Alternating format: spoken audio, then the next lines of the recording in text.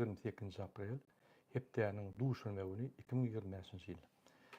Siziň bilşiňiz ýaly şu ýerden biz gynanç habar eşitdik. Alisher Sahatov we Abdullah Urusov Türkiýe migrasiýa tarapyndan tutuk edildi. Şol häzir deportasiýon lagerde. Şol ýerde işler geçirip dur we şol adamlar ýagny Türkmenistana uruduljak bolýar. Şo sebäpli şu günü iki tane advokat tutulýar, ýani her adama bir advokat. Şol advokatlar her adama $2,500 ýani töleg etýär. Häzir aktivistler Türkiýede pul ýygnap ýörler. Men şol videomda ýürüýti aýtjak bolýan kim egerde biziň gраждан aktivistlerimiz Abdullah Urusov we Alisher Sahatova kömek edese, maddi kömek edese, siz edebilirsiniz şol videoň aşagyna ýani dolar şot we tele şot bolar, ýani Türkiýanyň tele şoty. Şoňa siz geçirebilirsiniz. Şol şoda pul baran soň, pul ýygnanan soň adwokatlara tölener we adwokatlar öz hereketlerini eder. Häzir hemme taýýarlyk edip dur, prosedurlara gidip dur.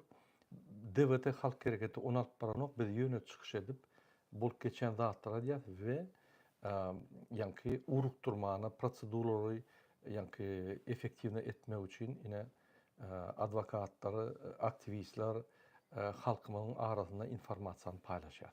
Ine şoň üçin. Şoň üçin kim bize häzir kömekler gerek. Men ýene bir gerek ýatdy, ýani türkmen milleti, Türkmenistan, türkmen halky ösjek bolsa bize gраждан aktivistler gerek. Şo gраждан aktivistlerimiz bar bolan soň şol adamlar döwletdäki problemalary we döwletiň, jemgyýetiň ösüşini kesitleýärler. Ýagny kemçiliklerini aýdýarlar, şoň üstüne işläp, şonu analiz edip, şo hökümete ýani maslahatlar berip ýa-da düşünjeler berip hökümet düzedip ýani öňe gidilýär. Jemgyýet sir edip şo zatlardan öwrenip kanunçylygy giyip bilýär, kanunçylyk bilen ýol ýörep bilýär. Ine şoň üçin bize gраждан aktivistlerimiz, siýasat aktivistlerimiz gerek. Ine şol tutulan oglanlar siziň üçin hereket etdiler, öýler üçin emetdiler, biziň üçin emetdiler.